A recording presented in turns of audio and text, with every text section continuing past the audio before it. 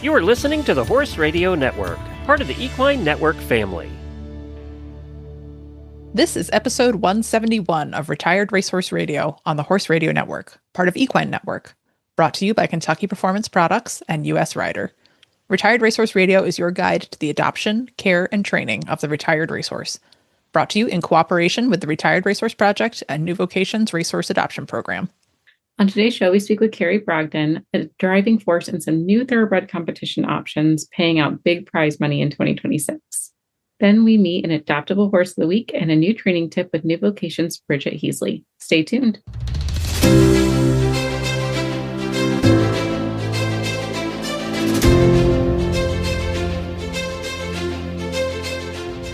Welcome to Retired Racehorse Radio.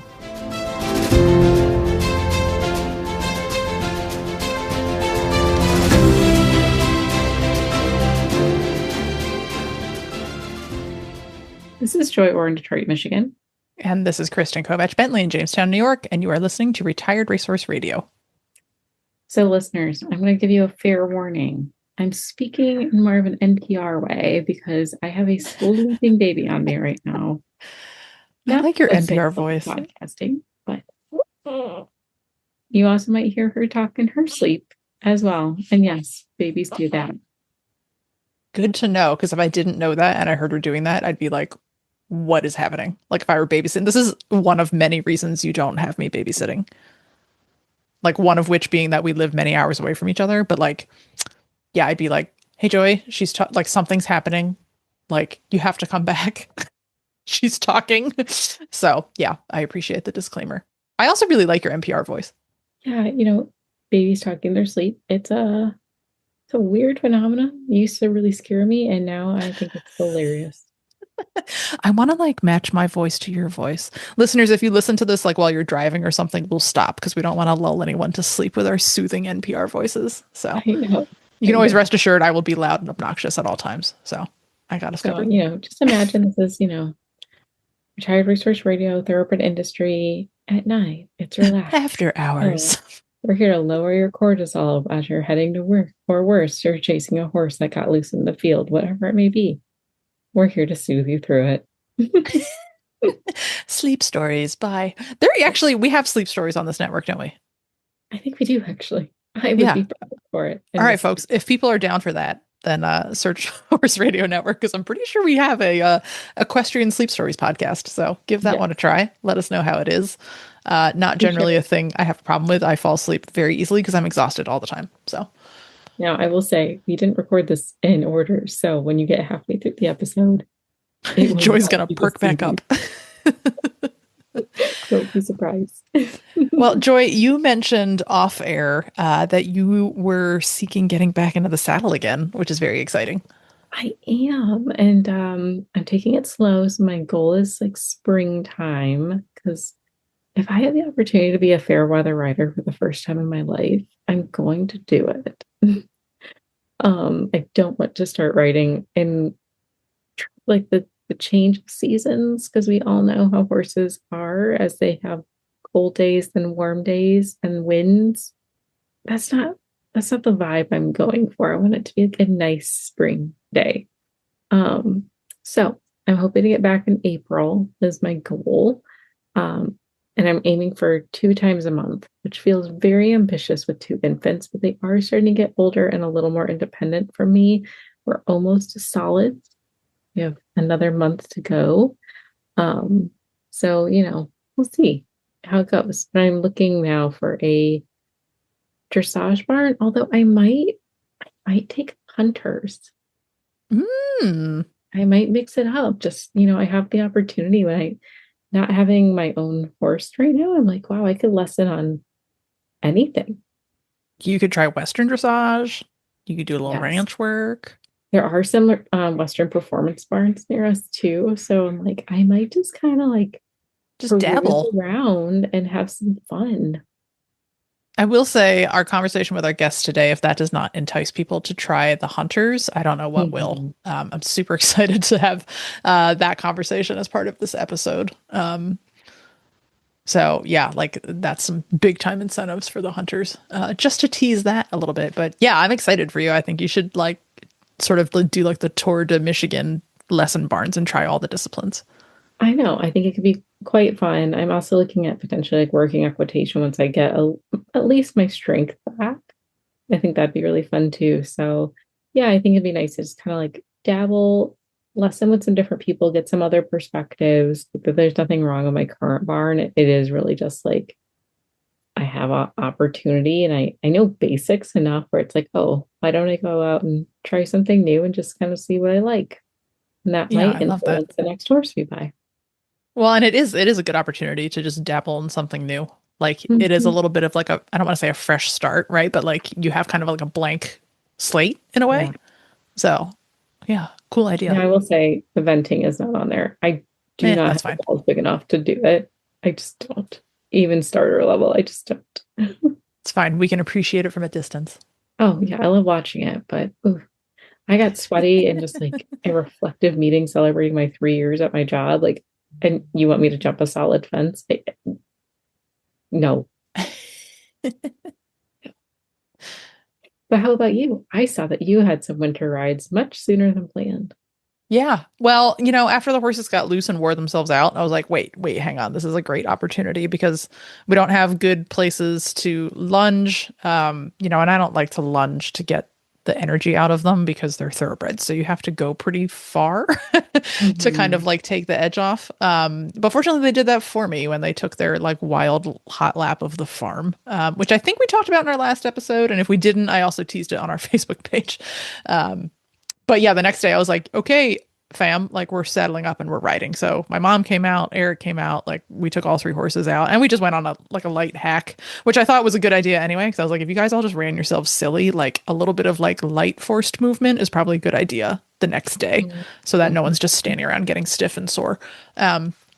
They were all lovely. And then the day after that, I snuck in a solo ride on Jobber. And the nice thing with Jobber is now at age 17, which is crazy. I can't believe he's 17. It was 15. Kyle and I were just talking about it the other day. Yeah, it's crazy. Like I'm like, oh, you're like a senior and like a proper like the like other side of 15 senior. And this is not to say that he won't still be a fire breathing dragon when he wants to be, but like I think we sort of have an arrangement now where like I will tolerate some level of that if he will also just like be a cool dude. So he picked a cool dude day. And I kind of let him decide where he wanted to go. So he took me across the creek to go look at cows. We still have a bull turned out that I don't trust. So I was like, we're not going to go in with the cows, but we'll stand and look at them from the gate until that bull gets pulled.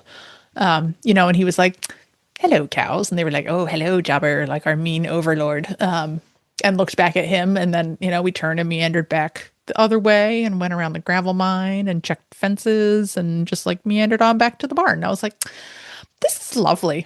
Like maybe this is all I want to do. It's just, and sometimes like that's a lot of what I did last summer was just like get on and wander around. And he seems quite happy with it and I'm happy with it. So, that might be our 2026. Just go enjoy our time. So, like, honestly, nothing more romantic than a relationship of a horse girl with her horse. Like, I don't know. This is going to sound really cheesy. Don't get mad at me and don't defriend me from this. I watched, it's old, the Kendall Jenner video, her with Vogue talking about her horse, Arizona. I don't think I've ever seen this. I'll have to send it to you. It's just an interview for Vogue. I'm not a big Kardashian Jenner fan. I don't really care for much of their stuff. And if you do, that's fine. I'm not here to de-influence you. It's just not my cup of tea. However, it came up in my suggested like YouTube videos when I was cleaning. I was like, sure. And that is probably the most genuine I've ever seen Kendall Jenner present herself. Oh. Like it was soft. She almost had like a nervousness, a youthfulness to her that she never has in anything else she does. And I was like, that is the power of horses. It just makes us feel young again and free and relaxed, except when they're trying to kill themselves. But every other time, it's really nice. Yeah. And, I sometimes I was thinking about this when I was riding Jobber around just, on a loose rein, just kind of ambling around and looking at stuff. I had said to my mentor, she had come to, I think, to either teach me a lesson or to look at Jobber because he was just coming out of a lameness. And I think at the time I put a strap around his neck and made her give me a leg up. And I just was sitting on him with just the strap around his neck, like no saddle, no bridle, and was just like faffing around, jogging circles around her and like giggling. And this was like not that long ago, like 5-6 years max. And I said to her, I was like, I just feel like every person needs at some point in their life the horse that makes them feel like a little kid again. And, she looked at me and she smiled and she's like, yeah, that's what my horse Gandalf is for me. And then the Gandalf was that gray horse that we had for a while after she passed away. She left him to me to take care of, and so like that was very important to me to be like, Gandalf, I know you were that horse for Nancy, so we're going to take good care of you. But yeah, I do think that that's a thing. Everyone needs a horse at least at one point in their life. And it's great if you can have that over and over again, but the horse that makes you feel like a kid again. So yeah, hopefully everyone finds that horse. That's the one I'm looking for again. I had the one, my little black Arabian. Astrid made me feel amazing, like empowered. But I always felt like Astrid, like I needed to be like a big sister to Astrid a lot of times and like guide her through things. Where like Sabby, my little black Arab, she took care of me in every stance. And I feel like at this stage in my life where I am, I'm not necessarily looking for like hot-blooded, ready to go. Like I do kind of want like that old soul, wise in the eyes horse. Like, so yeah, it's going to be interesting to like try some different disciplines and see like what else has changed. Like, am I still very dressage forward or am I ready to expand somewhere else? I love this. I'm so excited for you. Me too. Keep us posted. I know you will. Yeah. And like I said, it'll be nice too, because like my kids have never touched grass, so I really can't wait to get them outside. Well, it's going to be a good episode. I think we've accidentally teased both our horse of the week and also talking about hunters. So I hope listeners are ready. It was not intentional, but I feel very professional in how that happened. But totally before we get into that, we're going to hear from our premier sponsor, Kentucky Performance Products. Is your horse showing signs of metabolic dysregulation, such as weight gain, unhealthy insulin levels that can lead to unsoundness, or issues with the structural integrity of the lamina within the hoof? Insulin Wise has been research proven to support a decrease in insulin dysregulation. A synergistic blend of polyphenols and amino acids, Insulin Wise helps maintain normal metabolic function and healthy insulin levels, support a healthy body weight and normal fat distribution, and sustain normal structural integrity of the lamina in the hoof. To see if Insulin Wise, available through veterinarians, is right for your horse, speak with your vet, visit kppusa.com, or call 859-873-2974.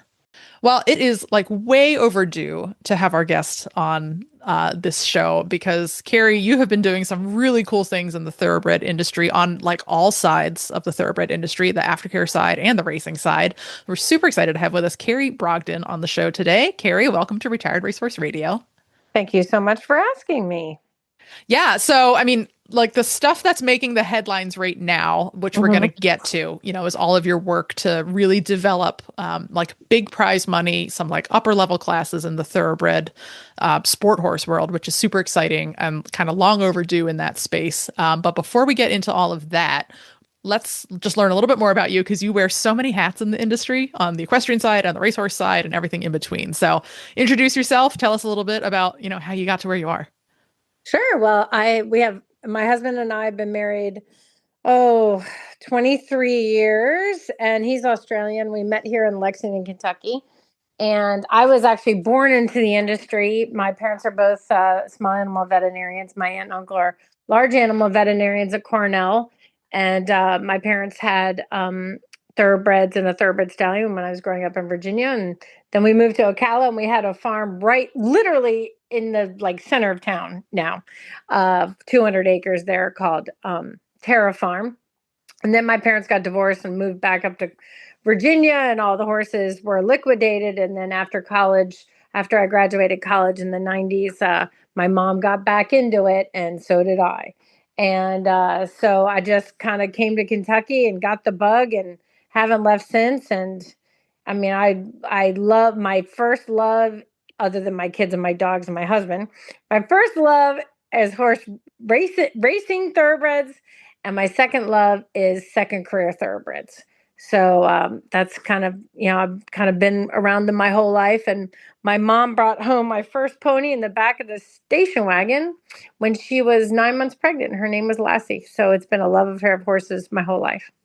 I love that. I also like to, like, you said you were born into horses, but yeah, I think like a lot of times we think of the racing industry like, these very old racing families, and that's not always necessarily the case. So we always like to hear about people, who maybe like left and found their way back, or, were born into it in a certain extent, but then sort of shifted in the industry. So yeah, you are a girl after our own hearts. So. Oh yeah, no, definitely not the Kentucky and the Kentucky mainstay families. I know what you're talking about, but no, not a part of that. But Lexington, gosh, if anyone gets a chance to visit here, it is so special. It is so beautiful, and the horse farms are just amazing. And then you have all kinds of breeds and the horse park, and it's my home, and I feel so blessed to live here. It's a wonderful Midwest valued town, and people are so friendly, and there's just a lot of stuff to do. I encourage anyone that can come out to visit to do so. Yeah. Oh, there's so much to do. Yeah. Every time I go with local friends who take me to new restaurants, and I'm like, oh man, we just have, yeah. Joy and I kind of live, well, I am particularly live in the middle of nowhere. So I always enjoy my visit to the big city of Lexington by comparison. You have to go to Keeneland. Like if somebody comes during the Keeneland meets during April or October, it's a 3-week meet. You will see horse racing done right. Yes. I mean, it is just, it's a boutique meet. It's packed. Beautiful people everywhere, beautiful horses everywhere. It is just the best time. I love Keeneland. Yeah, that's such a special track. So historic too. Yeah. Love it. All right, cool. Well, yeah, let's get into, some of the cool headlines that you have been behind just this year. I mean, I think all this news rolled out like early 2026, and there was a new headline just today. We're recording at the end of February. So yeah, let's talk about your $25,000 Hunter Derby at Upperville, because that is a big deal. Well, all this started back in OBS March. My daughter does the jumpers, and she has a warm blood that does the jumpers, and she had a big eck horse at that time. And I was explaining to Roderick Watchman, who's actually, the Watchman boys are very famous jumper riders, but their family's all on the horse racing side of things. And I was telling Roderick Watchman how my daughter's warm blood that was an eck horse wasn't worth more because the Hunter Derbies, and everyone wants a Hunter Derby horse. And all of a sudden my brain, I literally was talking to him, and I was like, oh, that's it. That's it. We need to start a Hunter Derby series with obscene prize money. And just wait, it ain't obscene yet. Obscene prize money to have people open their doors to second career thoroughbreds. And believe me, the day I can get rid of the word retired and adopted will be the day that I have known I've done my job in creating this second tier, they're basically second careers. I mean, because people, so anyway, so we started this big push, and I got involved. My sister's name is Christy Wilworth, and she's in Virginia, and she does all the show hunters. And she was talking to Dale, who's one of the major judges on the East Coast. And it turns out the USHJA was starting a thoroughbred task force, which they've been trying to do for 10 years. So anyway, I got on it, and then Jen Reutz, who's the former director of the RRP, who now does her own retraining and breeding. I mean, she's just amazing in every way. She's on the task force too. So basically, we started putting this out that we wanted to develop a rock solid Hunter Derby series. We want to start focusing on the hunters first, with the pie in the sky idea of then going to the jumpers, then the eventers, then the barrel racers. But that's all long term, all for thoroughbreds. I'm talking about only. Right. So we started this idea, and it's we want to launch that series in 2027. But what happens is Sue Lyman, she was like, this is the greatest idea. And she went and I guess they had presented the idea of what they're going to do to the board at Upperville. And the Upperville board went crazy. They were so like, yay, this is amazing. This is incredible. We don't want to wait till 2027. We want to start a class now. So that's what happened. So within the $25,000 class that's going to be held in June, that is actually separate, and that is funded by the horse riding world, the equestrian world. Okay. The sport horse world has funded that. So it's a $25,000 hunter derby. And then I've also found out that this hasn't been press released yet, but there's also going to be big money for the Take Two class there for the Thoroughbred hunters. And there's going to be big money there for the Take Two class for the jumpers. So Upperville is like an anchor coming up here, obviously, for the thoroughbreds. And it's been an anchor show for the thoroughbreds for many years. It But has. Yeah. now They've done we're great stuff really down here. going to see it. And you guys don't even know, but pretty soon there's going to be a big press release because the Warrenton Horse Show is also going to have a major hunter derby too. So those press releases are all tabled to come out. The evening after the Upperville class, they've already raised the money for it. We're having a $10,000 party there, and it's already been sponsored, and it's going to be a launch party to hopefully be able to tell everybody the particulars of the 2027 series, which is the Thoroughbred Renaissance series that hopefully will be making its way forward. I love that. I also, first of all, appreciate getting a little exclusive here on Retired Racehorse Radio about all these headlines that aren't out yet. So that's very cool.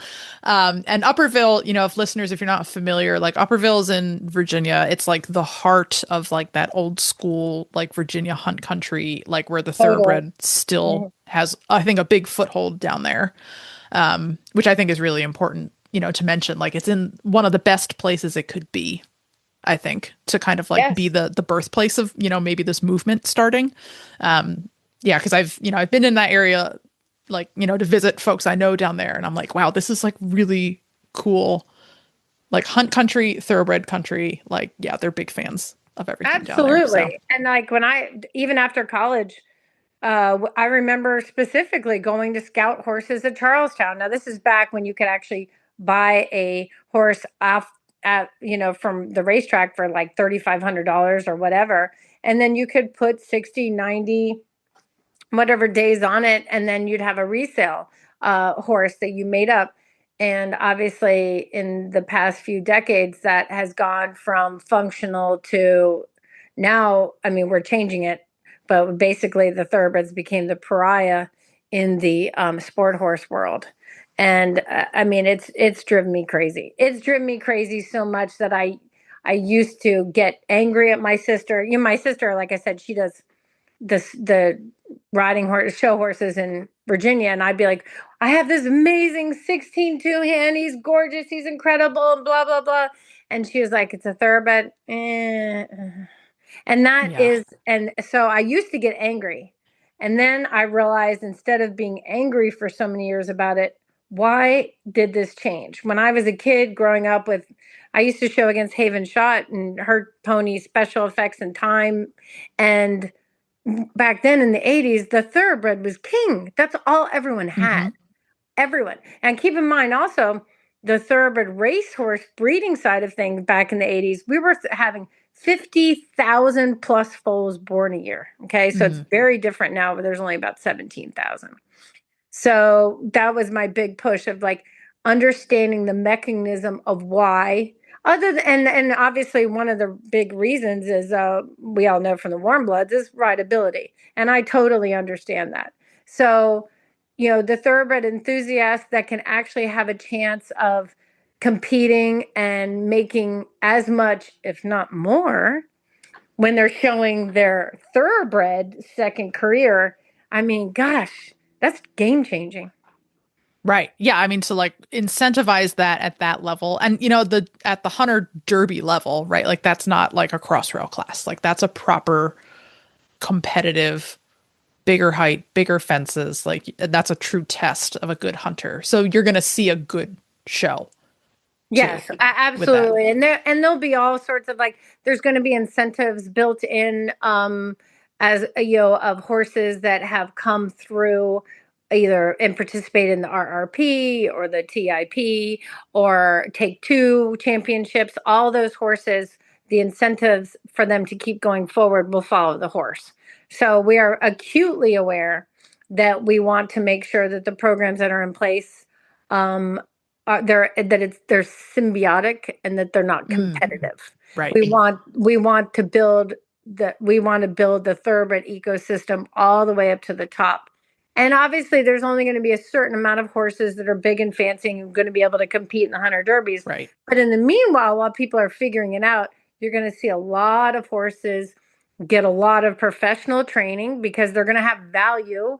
And then with the Take Two classes, like the Take Two classes that just came out today that are going to be sponsored at the horse park, that's 20 hunter and jumper classes, but the hunter classic class is going to be at 2.6 and the jumper class is going to be at 1 meter. So those are heights where people can really, those are a perfect way to get your horse going and showing, make some money on the side, cover your bills, which is unheard of. I know because my daughter has 2 warm bloods. She was champion at WEC, Ohio with her warm blood this weekend in the 3-foot adult amateur. And she was like, Mom, guess what? I covered my entry fees with my winning. And I was like, great, I know that's a good weekend, right? You're like, I broke even. Yeah, I was like, now we have the Airbnb, the Braider, right? Yeah, exactly. So no, I love that, and I love that kind of idea of a progression, right? Because like the makeover we know has had a huge impact, but that is good for that first year of retraining. So and that was incentivizing continued development of those horses, and I think that's really exciting because we need that next step. For sure. You're absolutely right. And that's what was happening. Like, and I actually, when Jen was director, I actually was on the board of the RP for several years. And it was, when it came out, it was exciting and new and awesome. And everyone was like, yes, this is great. But then that's what happened. Okay. All right. The horse competed for a year. Now what? Right. Yeah. Where do we go now? Exactly. So this is the answer. This is where we're going now. This is where you can go. And we're going to make all these people who have, I get so sick of seeing the posts. It literally made me sick. Like, oh, no thoroughbreds. In search of this, in search of that. I want this, I want that. Oh, by the way, no thoroughbreds. I would see that on like literally 90% of the posts. And then when we launched the Upperville, your press release about the $25,000 derby that's going to be held in June, my friend Shannon Griffin, she screenshot it and sent it to me, and she was like, look at this. And it was in search of OTTB thoroughbred that can compete in the new Hunter Derby Series. Budget $45,000, and I was like, okay, there we go. I started, and I can admit this because I'm female. That's okay. I started like, I started bawling because I was like, oh my gosh! For the first time, I felt like, wow, people are going to be incentivized to get back because the nostalgia. All these trainers, like my daughter trains with Emil Spadone. People in their 50s and 60s and whatever, they all grew up in the backs of thoroughbreds just like I did. So there's a big nostalgia play there also for the trainers. I love it. Well, and I love this kind of like, I came up through RRP under Jen Reutz as our first executive director. So, I kind of like picked up a lot of her like phrases, and she used to use the phrase all the time, a rising tide lifts all boats. And obviously I know she didn't invent that phrase, but she used that a lot to kind of describe the work of the RRP. But this is great because like, I think the RRP has done a lot in its space. And now this is bringing up, because now if someone can sell their really good, like did the makeover, really good hunter, if there's a market now for that horse to be sold, then that puts real money back in the pocket of a trainer who can go and develop more horses via the makeover. through our Bingo. RP, and Well, it's no, like it's yeah. going to bring everybody up, right? It's going to lift both events. So Well, and that's also, awesome. like I said, I'm not at liberty to say yet, but there will be incentives for those horses to compete as they come up the ladder Right. in these there will be incentives moving forward that will follow them in their careers as they go on through these Derby series. Which is So a great bonus. But I mean, you wouldn't even need that. Even if a trainer is able to sell a horse, for 30, 40,000 to do that event, like that's awesome. Like, let alone having an additional bonus at the event for that horse. Like that's what we're working towards, right? Is like having these horses worth like real money. Yes. In a second. And we just want to make sure that we understand how much money that, the TA, well, I'm using all the alphabet organizations, but the TAA, the TCA, the all of the jockey club, all of these organizations put into all the varying programs and shows. And we want to make sure that we are acutely aware of that and build upon those classes and shows. We don't, and the good thing is, the best thing I think is that the sport horse world is a lot of women, and women are communicators and we are yappers. And it's something it is a very different dynamic where I come from, the horse racing world, where it's not like that at all. So for me, it's actually a bit refreshing, and I can show my emotional side a lot more. Now, I'm in my 50s now, and I used to mentor young women in the thoroughbred racing industry, and I'd be like, when they come in under me, I'm like, you can't do this, you can't do that. Think like a man, think like a man. And, and now as I'm getting older, I'm like, that might not have been the best advice. I mean, because now I'm like, but there are major differences in women and men, and that's okay. And so now I'm starting to pivot off that and say, well, the women, they think our brains think differently. We are emotional beings, and there's nothing wrong with that. That's great.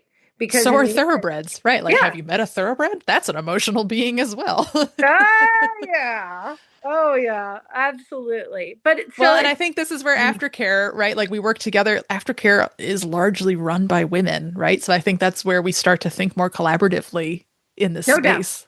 So no doubt. And truth be told, people do not realize now I realize it because I'm in the thick of it. The horse racing world does not understand what's going on in the sport horse world. And the sport horse world does not understand what's going on in the race world. There are people like me and some people that float between both and understand both, but ultimately the demise of the thoroughbred sport horse in the ring is a big part of fault of people not realizing those dynamics and not realizing that the dynamics were happening. And, when the quote unquote warm blood invasion happened in the 90s, I mean, we used to have, when I was a kid, we used to have non-thoroughbred classes. I mean, look how much has changed. Wow. So if we had been more, if we in the horse racing world had realized more of what was going on, these kind of incentivized things could have helped. No, I'm not saying, I mean, my daughter rides warm bloods. I love warm bloods. I'm not looking to oust the warm bloods. I'm looking for the thoroughbreds to be able to get a spot in the barns with them. Yeah, just enhance the opportunities for them. I love that. Yeah, I mean, approach. and warm bloods are expensive. I mean, people that are good riders, which is a lot of what it is in Virginia, why Upperville and Warrenton and, those kind of zones. I think it's like zone 2, 3, 4, and 5 are basically the big thoroughbred zones. And a lot of those people can ride and you can't, I mean, the thoroughbred's kind of known as the poor man's warm blood for a long time, but these new incentives and incentive classes, maybe they're going to change it and they'd be like, the thoroughbred is the poor man's rich horse. Yeah, I don't know, something funny. I have to come up from that, but I love that you bring that up though, Carrie, because I mean, we've talked about on the show before that it's not even just about bringing up the wealth of the thoroughbred for their protection and their incentive, but also how do we keep generations of riders going? Like we're seeing people get costed out of the sport because horse prices are going up. If you want to compete, the cost to compete is going up. And so they like these show series are starting to come back up where it is more accessible. And we've said it a million times, thoroughbreds are one of the most athletic, most versatile, capable horses you can find. And they're going to be able to take you places that you want to go without necessarily having to spend all this money to import a warm blood. Warm bloods are great, but if you don't have that warm blood budget, a thoroughbred is not the default bad side. It's just another option. Oh, absolutely. I mean, I couldn't agree more with you. I was talking to actually Shannon today, and she was saying how she was in Wellington right now, and the average warm blood for the hunter derbies down there that are, the top level ones, top level hunters, is $750. I mean, that's obscene money. And That's bonkers money. Yeah, 99% of people can't afford that or come close to it. So yes, absolutely. Will the thoroughbred in these incentives and these, big money classes? I mean, right now the classes are between 1750 and 25,000, but I can tell you the classes I'm planning on bringing in are going to eclipse that. So it's one of those things where we're going to, number one, allow those people that have been loyal and thoroughbred enthusiasts to come. They're going to have the upper hand coming into these series because A, they know how to ride them, and B, they have them and are showing them. So that's going to be a big plus for the loyalty. And they are a different breed. I mean, they can be handier. They can be quicker. I mean, after I quit riding when I was 16 and I came back, when I was back in the thoroughbred world, I went to Ocala and I was watching the 2-year-old sales. In the thoroughbred horse racing world, we have 2-year-old sales where the horses breeze in front of the stands and people buy them that way. And I was like, oh, I'll just go to Hits. And I haven't seen a horse show, for a long time. This is when my kids were really young and hadn't started showing. And I couldn't believe the fact that everything was in the slowest of slow motions because it'd been so many years for me that I was down when everyone was showing thoroughbreds. I mean, you were booking around those rings. It was handy. It was more like a hunter, like a proper field hunter. Correct. Yeah. Correct. So, I mean, today on Twitter, one of the people responded to Tom Ryan's post about that. And I said, yes, absolutely. I said, when Michael Matz and I had a discussion in October, we had that discussion. And he said, they're very different. They're very different breeds. And to me, it's like you go to a dog show and the golden retrievers are judged on their breed standard, and the Dobermans are judged on their breed standard. They're both dogs. We love them both, but we don't want to crank down a thoroughbred to become what a warm blood is. We want to embrace all the good athleticism and beauty of a thoroughbred, and and have them show against and exclusively with each other. And that's going to probably come down into course design. You'll be able to do the handier turns with a thoroughbred. I mean, for the most part, obviously this is all generalization, but I'm thinking, the timing is going to be, with the jumpers, the jumpers, thoroughbreds can compete with the warm bloods and the jumpers a lot easier because it's obviously about time and rails. So with the hunters, but ultimately not going in there with that mindset thinking we need to take these thoroughbreds and train them down into being the quote unquote dumb bloods. We're not looking for that. We want the breed to be able to be what they were bred to be just in their second career. I love that. And I mean, you might be starting, I don't know, this isn't necessarily your goal, but you might be revolutionizing the hunters a little bit. Because I know there's a lot of commentary in the hunter world about like, why do we have them going like this? Like, why can't the handy round be a real handy round? So you might get people coming in and looking at your thoroughbred hunter derby and being like, this is the way hunters is supposed to be. I'm going to get involved with this. Oh yeah. Well, you will have people like me. I had a large pony named Charmingly Lucky, and I loved riding her because she was hot. And all the people would be like, oh, you're going too fast, whatever. I loved it. And that was my style. And maybe that's why I love the racehorses so much. I guarantee, because there are sport horse riders that have moved over to be exercise girls and men and women in the horse racing world. And that is probably because they crave what you're saying. They crave something that's it doesn't have to be that drawn down and controlled. It can have a easier cadence. I mean, the warm bloods, I tell my daughter, I said, if the thoroughbreds raced like the warm bloods go, their legs would shatter off because they're so heavy hitting, like bam, bam. I mean, you're sitting in the stands and you can hear these warm, but boom, boom. I was like, the thoroughbreds are so much lighter on their feet and their action is much more efficient. But the warm bloods, their angles are different because the warm bloods are bred to go up and down, and the thoroughbreds are bred to reach and pull. And ultimately, we are breeding racehorses first, second career sport horses second is the pie in the sky idea, but ultimately they're all tied together because it's still an athlete. I love that.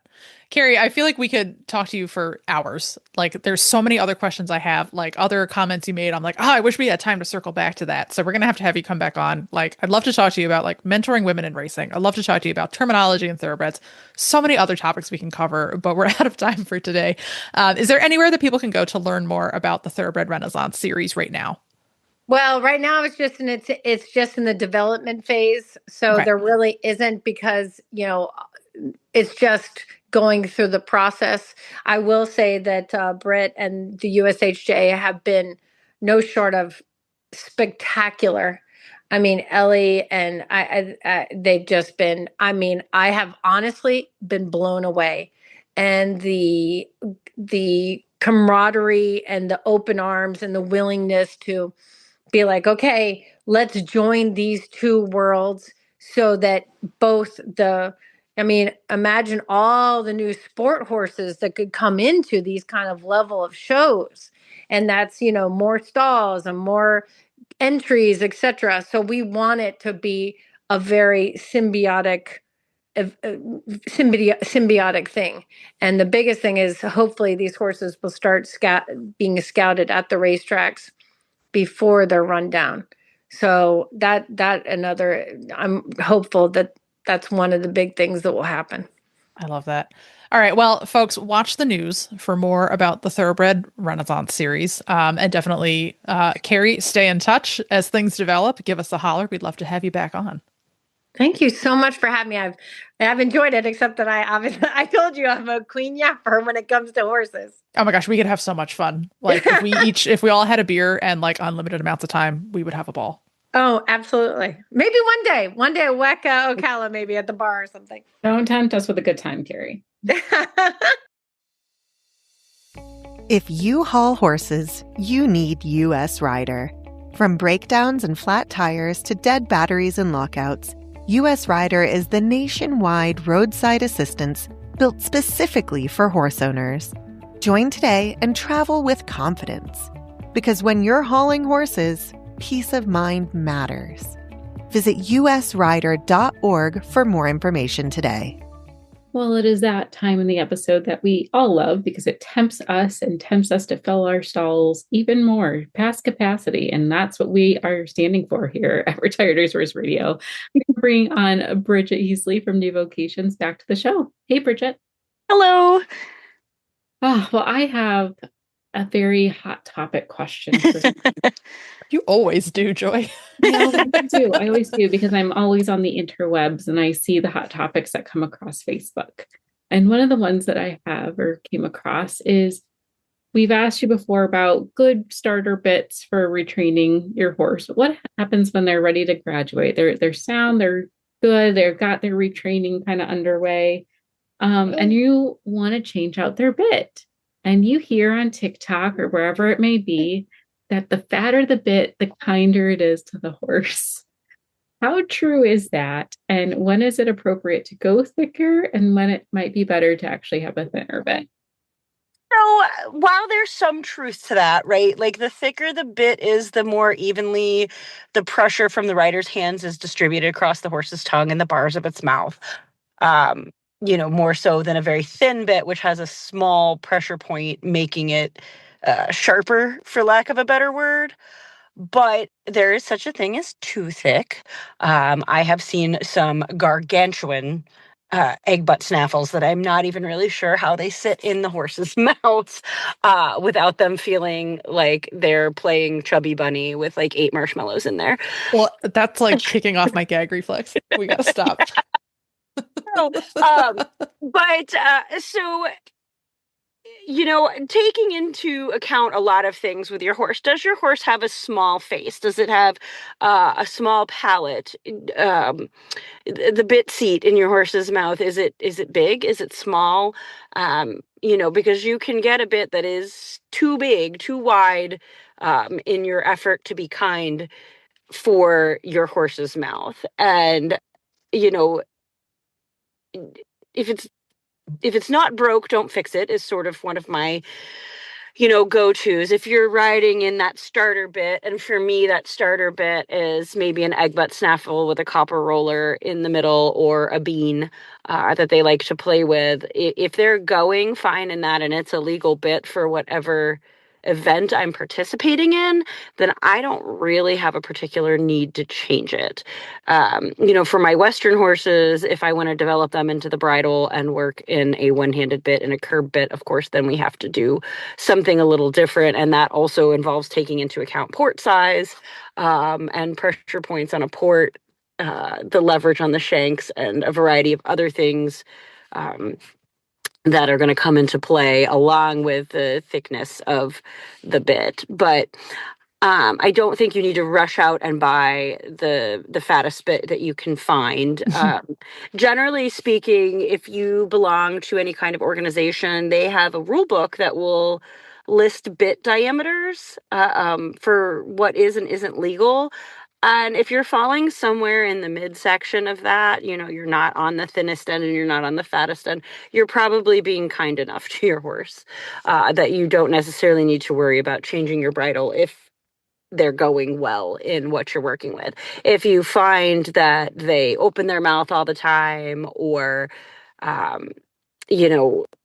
don't want to have that bit in their mouth, they're playing with it too much, maybe we try something smaller in their mouth. If they seem overly reactive to pressure from the bit, maybe you try something a little thicker. I always like your advice because it's very practical. Like, especially for people, right, who like don't regularly work with a trainer, or maybe like I know bit fitters are a thing now. Like that is a profession. You can find a bit fitter. I do not know of any in my area. I don't either. That's right. We've had I'm very one much on the show many episodes ago. Yeah, I think that was before my time, but I remember that episode coming out. That is like not a tool that I personally have a lot of access to. So I'm very much like just try it. Be gentle and see. And I will say, like, Jobber's choices for what he likes are like never the thing I would suspect. Like my personal thoroughbred is the same way. My Western thoroughbred, he acts like you are trying to kill him. If you put a happy mouth with a roller in his mouth, he opens his mouth constantly, like you're pulling on him. You're not even sitting on him yet, and he's just mouth everywhere. He's started riding in a little short shank correction bit to go one-handed for his ranch classes, and he loves it.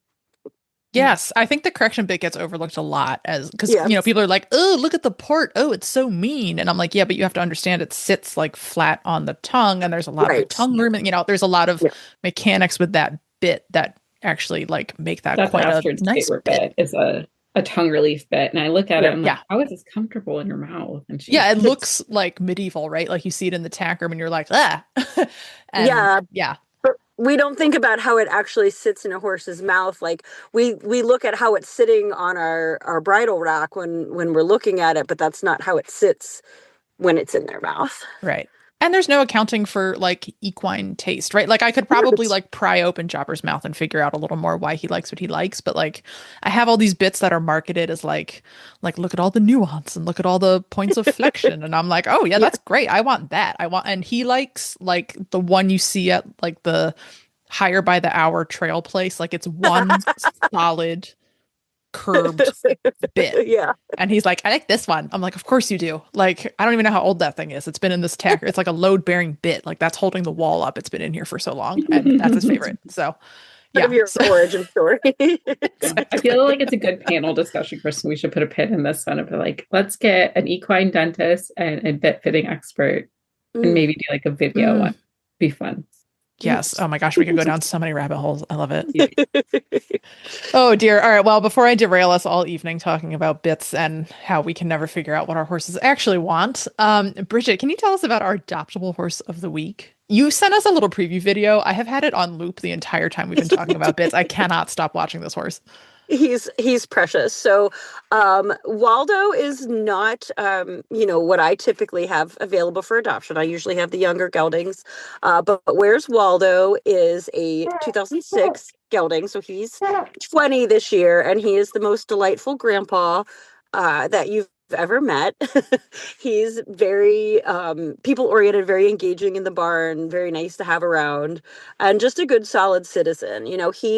He spent a lot of time on the track, and he has the legs of a war horse, so he's not going to go out and go event or run barrels. But if you want a nice dependable guy to ride around the farm or take on some trails, put your friends on, he is just a star. And he's black, which is very handsome, and a true black, not even like brown that I'm pretending is black to try to make him sound fancy.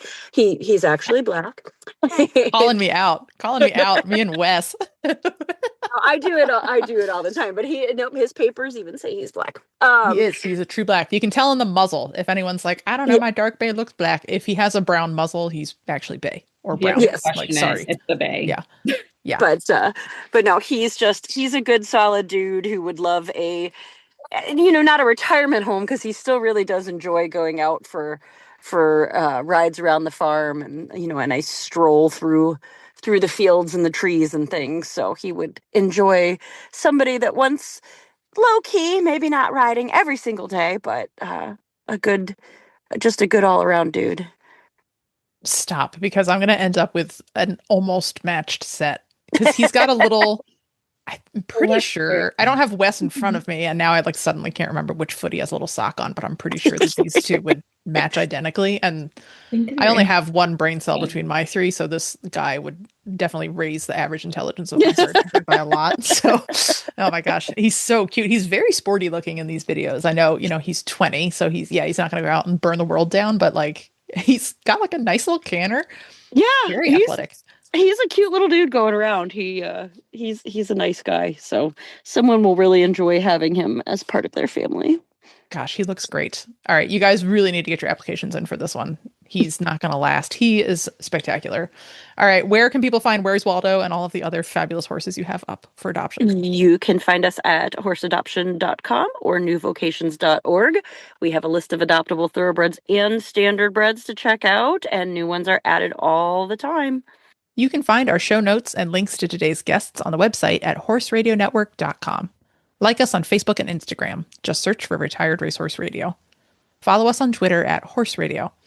You can find me on Instagram and Threads at The Horseback Writer, and you can follow along with our new farm adventures on Instagram at Painted Forest Farm. My email is kristen@horseradionetwork.com.